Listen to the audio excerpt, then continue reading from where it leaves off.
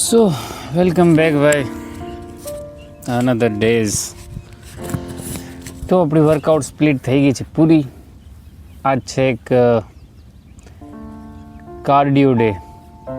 જી હા, આપણે આજ વાત કરવાના છીએ કાર્ડિયો ઉપર. તો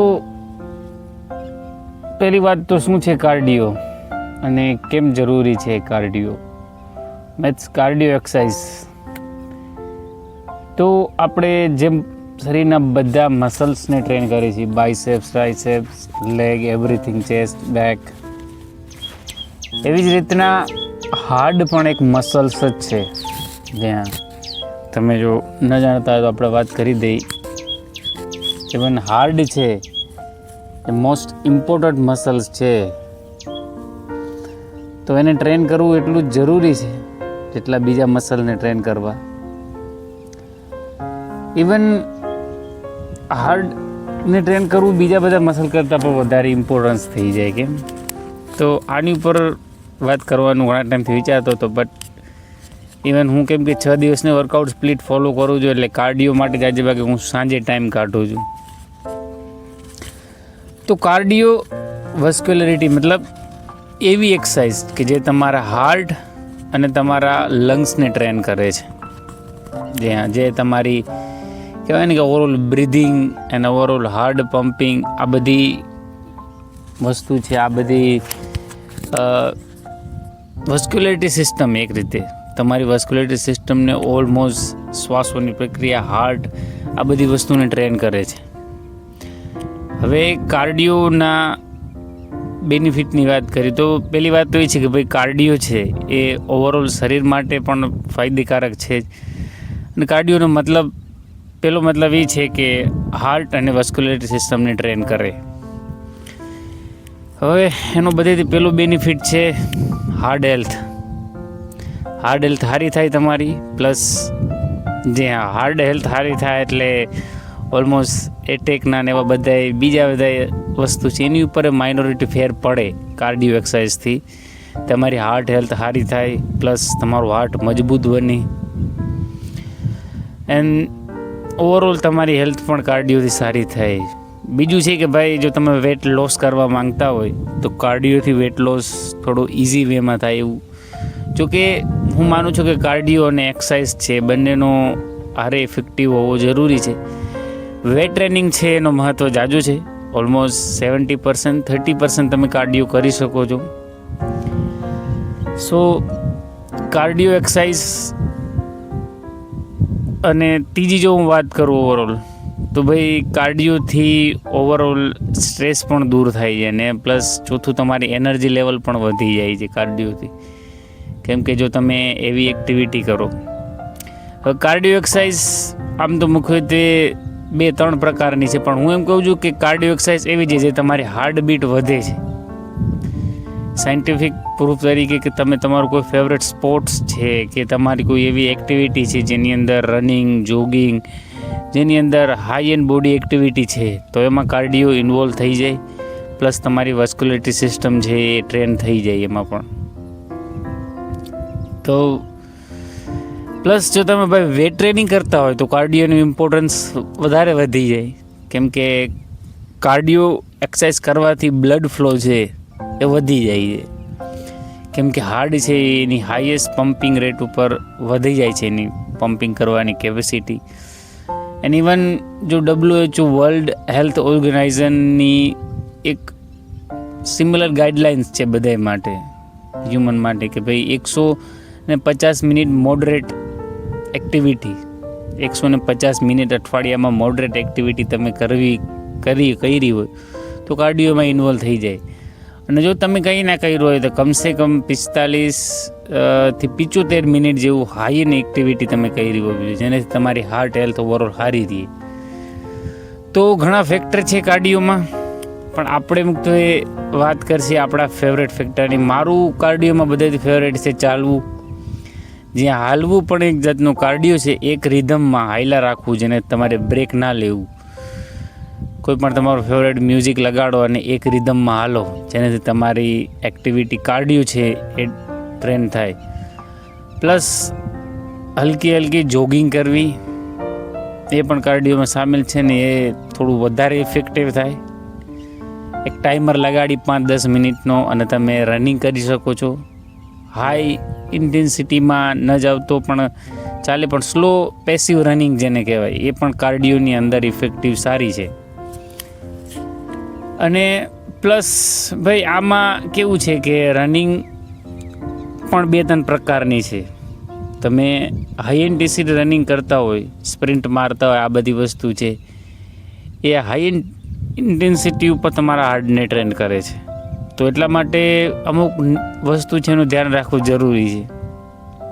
સાવધાનીની જો આપણે વાત કરી ભાઈ કાર્ડિયોમાં, તો પહેલી વાત તો એ છે કે ભાઈ તમે દોડો છો એ સરફેસ સારું હોવું જોઈએ ને, કે પગ મચકાવવાના ને ભાઈ ઘણા ચાન્સ છે. હું ઘણી ફેર ખેતરમાં દોડ્યો જોઈએ, મારા ઘણી ફેર પગ છે ને ટેવું લાગી છે, અઠડાઈ ગયા છે, ઘણું થયું છે ભાઈ, બરાબર. પ્લસ બીજી છે કે ભાઈ તમે હાઈ ઇન્ટેન્સિટી કાર્ડિયો કરતા હોય, હાઈ ઇન્ટેન્સિટી તો મોર્નિંગમાં કરતા હોય તો તમારું જે પણ મીલ છે, તમારું જે પણ નાસ્તો છે એ કાર્ડિયો પછી લ્યો. કેમ કે જ્યારે તમે ભૂખ્યા પેટે કાર્ડિયો કરો છો તો ઓલમોસ્ટ એને બેનિફિટ એટલા બધા નથી, પણ ઓવરઓલ જોવા જાય તો ભૂખ્યા પેટે કાર્ડિયો ઇફેક્ટિવ છે થોડોક ભાઈ. પ્લસ તમારી એક્ટિવિટી વધે, કેમ કે શરીરમાં ફૂર્તી રહે ભાઈ. માનો છો તમે કે તમે જો સવારના પોરમાં ભૂખ્યા પેટે કાંઈ પણ એક્ટિવિટી કરો, જેમ કે કાર્ડિયો છે, આ બધી એક્ટિવિટી, તો એમાં પણ બેનિફિટ જડે. અને ત્રીજું તો છે ભાઈ કે જરૂરી નથી કે હાઈ ઇન્ટેન્સિટી રનિંગ જ કરવી બધાને. તમારું ફેવરેટ સ્પોર્ટ્સ પણ રમી શકો છો. મારું ફેવરેટ સ્પોર્ટ્સ છે બોલિંગ કરવી ક્રિકેટમાં. હું ક્યારેક કરતો હોઉં છું, પણ એનાથી પણ કાર્ડિયો સેમ ટ્રેન થાય છે ભાઈ.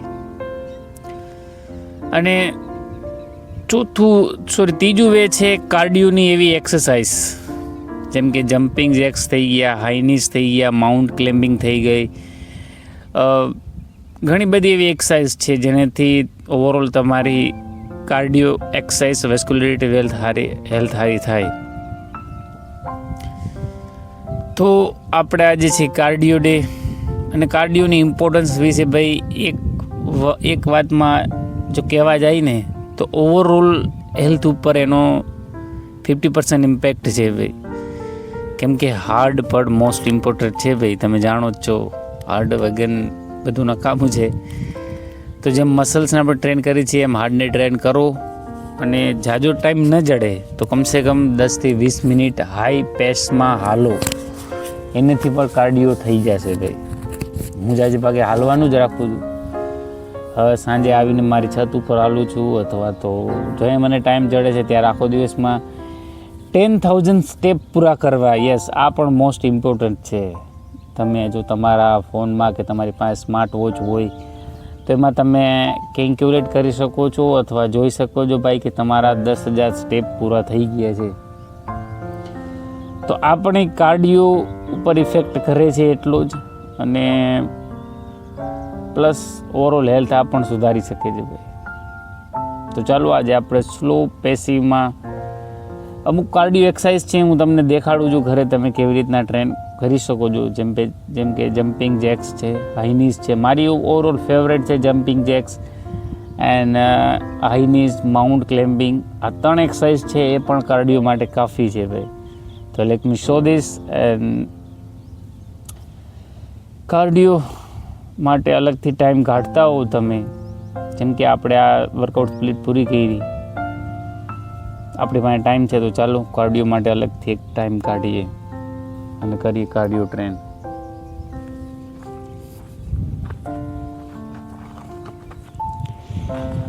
સો તેમ મેં કીધું સરફેસનું વધારે ધ્યાન રાખો ભાઈ કાર્ડિયો કરવા ટાણે, કેમ કે કોઈ પણ એક્ટિવિટી કરતા હોય તો ઇન્જર્ડ ના થાય, લાગે નહીં, એનું ખાસ ધ્યાન રાખવું ભાઈ. તો પેલી કાર્ડિયો એક્સરસાઇઝ છે આપણી ભાઈ જમ્પિંગ જેક્સ, જે ઓલમોસ્ટ તમે જોઈ પણ હશે ઘણી ફેરે. તેના માટે સ્ટેન્ડ લઈ અને હાલે ગો બસ.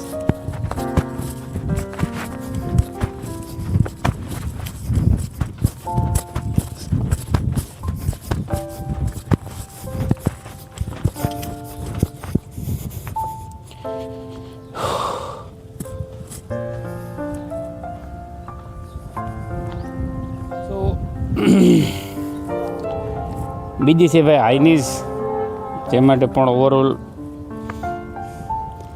છે જ રીતના બસ પગ છે એને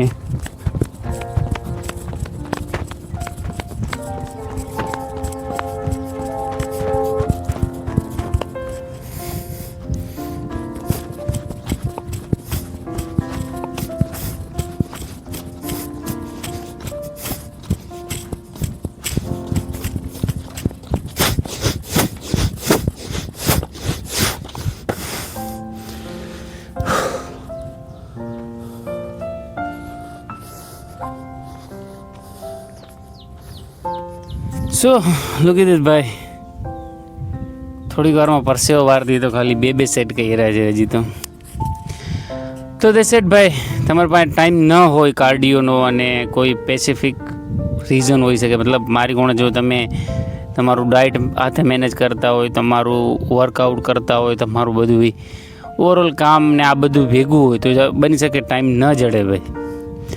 તો એ ટાઈમમાં તમે કોઈ એક દિવસ કાર્ડિયો કરો પ્લસ હલકું ફૂલકું હાલવાનું રાખો બસ ખાધા પછી, તોય એવું જ છે, તોય ઇફેક્ટિવ એટલો જ છે કાર્ડિયો.